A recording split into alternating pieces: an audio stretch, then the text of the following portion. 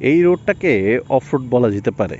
হ্যাঁ, কারণ হচ্ছে দেখতেই পাচ্ছেন মেইন রোড থেকে এটা বাহিরে, এবং রোডটা সম্পূর্ণ কাঁচা, ইট বসানো হয়েছে, কিন্তু যেহেতু কোনোরকম পরিষ্কার না করে কাঁচা মাটির উপর ইট বসিয়েছিল, তাই জায়গায় জায়গায় কিন্তু মাটি ডেবে গেছে, দেখতেই পাচ্ছেন।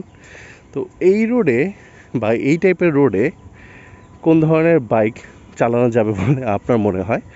অফ রোডের যে বাইকগুলো আছে সেই বাইকগুলোর প্রাইস কিন্তু অনেক বেশি।